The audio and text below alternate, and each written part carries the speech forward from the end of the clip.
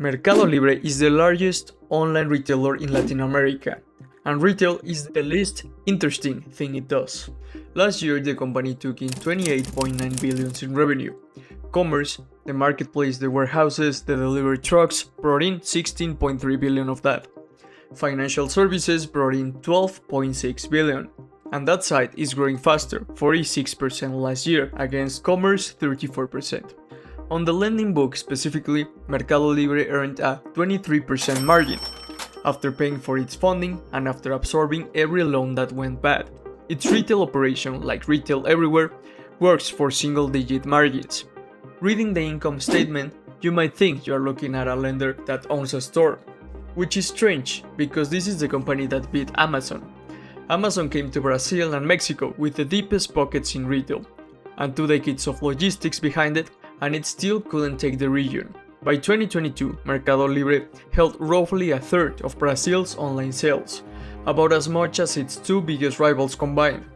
Holding off Amazon would be the whole story for almost any other company. Here it is the credential you show at the door, because the more valuable thing Mercado Libre built while Amazon was chasing it is the thing that Amazon never built at all, a bank. So that's the question this video answers. How does a marketplace, a website for selling used guitars and phone chargers, end up running one of the largest loan books in Latin America?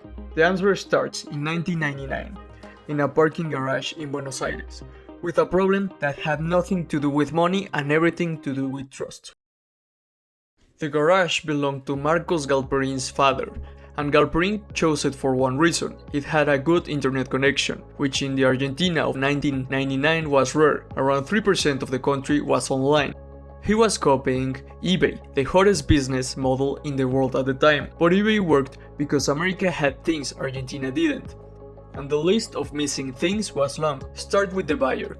For eBay's model to function, the buyer needs a credit card, and most of Latin Americans had no card because most had no bank. As late as 2011, 12 years after Mercado Libre launch, only 39% of adults in the region had any kind of financial account. In Mexico around the 2000s, fewer than 1 in 4 people in cities held a savings account. Then take the seller, who had no way to receive money from a stranger and no reason to trust one either. Early sales closed in person, in cash, and the company had no way to verify that anything had happened at all. Galperin put it plainly: we were at the mercy of whatever the sellers claimed that happened. Even when a sale worked, the package still had to travel through postal systems that lost things, to homes that sometimes had no formal address. Each of those broken pieces was a design problem, and every one of them would eventually become a product. But before the company could build anything, it had to survive its own market. The dot-com crash hit in 2000 and wiped out funding for internet companies everywhere. Then Argentina itself collapsed. Through 2001 and 2002, the government froze bank deposits, the currency came apart, and the country burned through 5 presidents in 2 weeks. The region had been full of eBay clones, and almost none of them made it out. And the strongest evidence of what that was worth came from eBay itself, which looked at the survivor and decided that competing wasn't worth the trouble. In 2001, it bought 19.5% of the company instead. When it finally sold that stake in 2016, it collected over $1 billion. Surviving left Mercado Libre with something stranger than momentum: a complete inventory of everything broken between a buyer and a seller in Latin America. Over the next 2 decades, the company worked through that inventory item by item, and the first item on the list was trust. In 2003, the company built an escrow system called Mercado Pago.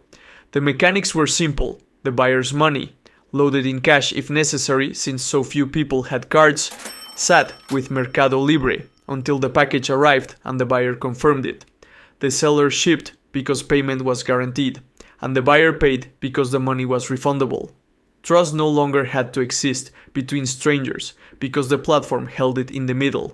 What began as a defensive fix kept growing past its job description, because a system that can hold and move money for people without banks is useful far beyond the checkout page. Today, Mercado Pago processes payments in physical stores through QR codes and card readers for merchants who never sell on the marketplace at all. In Brazil, more than half of the spending on its credit card now happens off the platform entirely. The second item was movement.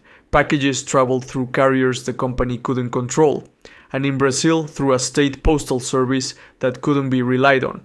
So Mercado Libre built its own network, fulfillment centers, sorting hubs, its own cargo planes, and thousands of local shops that act as pickup points for homes without addresses.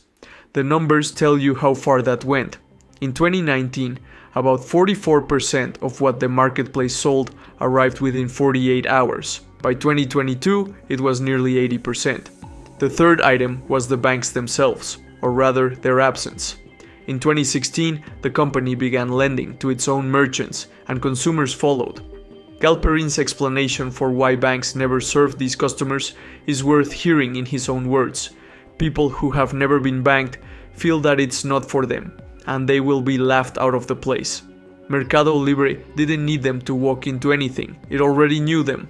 Every purchase, every sale, every payment was sitting in its own database. Notice the pattern across all three. Escrow was built to protect the marketplace, and it became a payments company. Logistics was built to protect the delivery promise, and it became a network no rival can match. Lending was built to help merchants stock inventory, and it became, well, that's where the pattern breaks. Payments and shipping made the marketplace stronger. The loan book started earning margins the marketplace never could. To see why, you have to look at what Latin American banks charge the customers they do accept.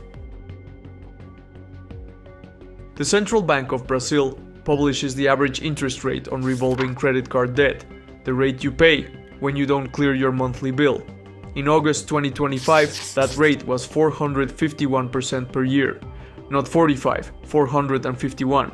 A Brazilian family that rolls over a card balance can watch the debt grow more than fivefold in a year, and that figure comes from the banking system working as designed, because for decades a handful of large banks faced limited competition, priced risk brutally, and left most of the population outside the door. For a retailer, an environment like that is a burden, since customers who can't borrow can't buy. For a lender, it's the opportunity of a lifetime. If the incumbent charges 450%, you can undercut them massively and still earn margins that sound made up in the developed world. Mercado Libre's lending business tracks a metric it calls NIMAL, interest income minus funding costs, minus every dollar lost to default. In 2025, that margin was 23%. For scale, the entire company's operating margin was 11%, and pure retail runs on low single digits. A dollar deployed into the loan book earns several times what a dollar deployed into selling things earns. And Mercado Libre holds an advantage no bank can copy. A bank deciding whether to lend to an informal street vendor sees no salary, no credit history, no file at the bureau. Officially, that person barely exists. Mercado Libre sees the vendor's sales every week, their repayment record, what they buy, when they buy it, and whether the business is growing, because all of it happens on Mercado Libre. The underwriting data is the exhaust of the marketplace. That's why the company can pre-approve millions of users and offer them credit at checkout at the exact moment they want to buy something. During last year's holiday peak, it issued almost 3 million credit cards in a single quarter. Follow that logic to its uncomfortable end. The marketplace, the thing the company is famous for, increasingly functions as the customer acquisition machine for the lender, the place where borrowers are found, scored and signed. And the worse the surrounding financial system behaves, the wider the spread this business earns. Which raises the question every investor in this company should keep in mind. A 23% margin only works as long as the losses remain contained. What happens to this machine if the Latin America's credit cycle turns? Here is what the loan book looks like under a flashlight. 2 years ago, the portfolio stood at under $4 billion. By the end of 2025, it had reached $12.5 billion, and 1 quarter later, $14.6 billion, up 87% in a year. In 2025, the company set aside $3.1 billion for loans it expects to go bad. Its entire operating income for the year was $3.2 billion. Provisioning for bad debt has grown into an expense nearly the size of everything the company earns.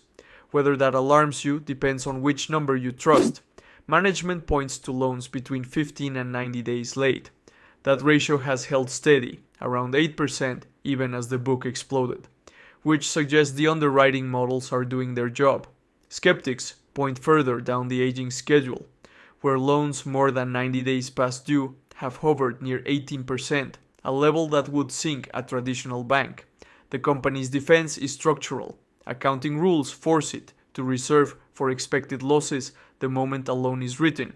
So a book that doubles every year front-loads enormous provisions against revenue that arrives later, and the 23% margin already survives those losses. The skeptics' reply is structural too. This book has never been through a real Latin American downturn at anything close to its current size, and the region has rarely gone a decade without one. And maybe that's the real answer to the question from the beginning, why the biggest retailer on earth couldn't take this region. Amazon arrived with everything that works in a country where everything works: capital, technology, logistics playbooks. Mercado Libre had spent 20 years accumulating the one asset you can't ship in: fluency in what's broken. Every crisis it survived, every missing institution it replaced went into the product. The lesson travels well beyond Latin America. Advantages built in easy conditions are easy to copy. The ones built against a hostile environment are the ones that last, because the environment keeps guarding them for you.